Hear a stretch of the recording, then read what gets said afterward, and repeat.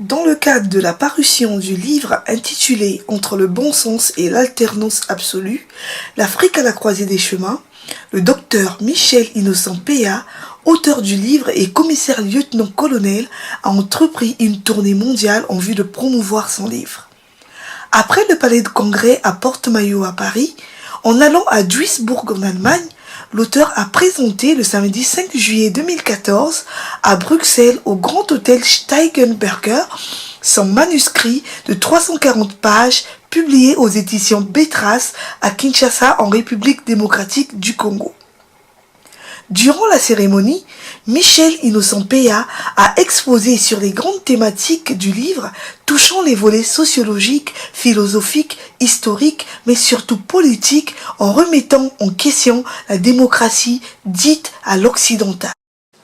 Il est à remarquer que la démocratie pour la démocratie est devenue une culture que l'Occident s'est permis d'instaurer en Afrique sans tenir compte de ses réalités et de sa propre philosophie politique.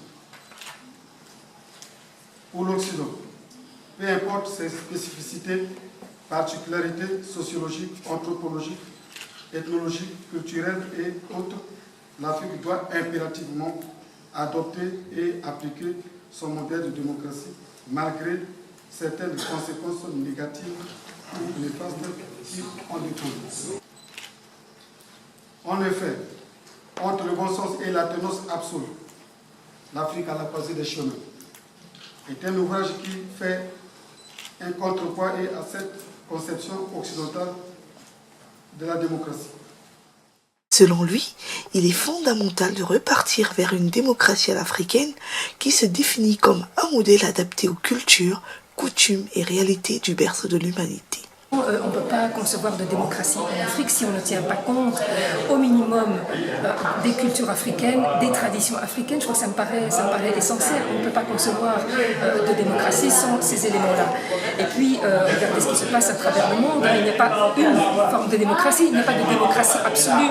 Toutes les démocraties sont relatives et chaque démocratie ne ressemble pas à une autre démocratie en Europe.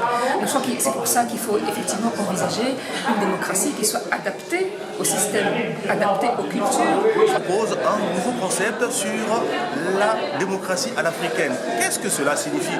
La démocratie à l'africaine signifie le retour dans justement des points positifs de la culture africaine qu'on peut résumer dans le consensus. Le consensus qui amène justement la stabilité des États, qui amène effectivement la stabilité économique. Parlant des chapitres du livre, Michel Innocent Péa nous a livré sa théorie basée sur le mythe de la termitière ainsi que sur l'opposition comme blanchisserie.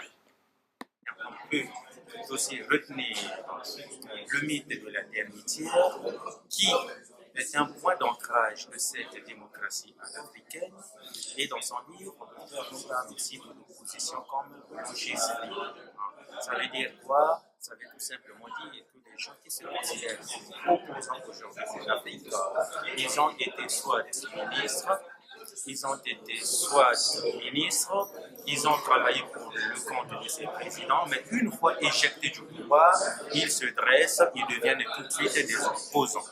Donc voilà, en quelques syllabes, la matrice de l'exposé du livre. Un tel exposé remettant en cause la politique à l'occidental au moment où 26 États africains sont confrontés aux problèmes liés au changement constitutionnel a suscité un véritable échange entre l'auteur et les invités. Dans ce livre,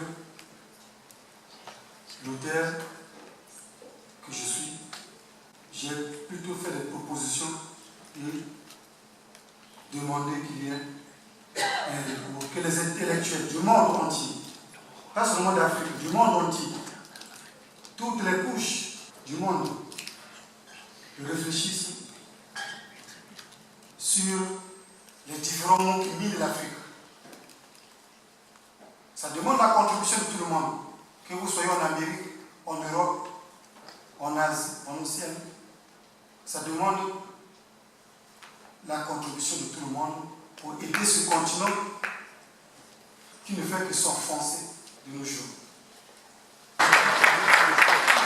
Après plusieurs séries de questions-réponses, un cocktail dînatoire a eu lieu à l'hôtel Châtelain afin d'apaiser les esprits et échanger en toute quiétude. C'est dans la joie et la bonne humeur que s'est achevée la présentation du livre à Bruxelles.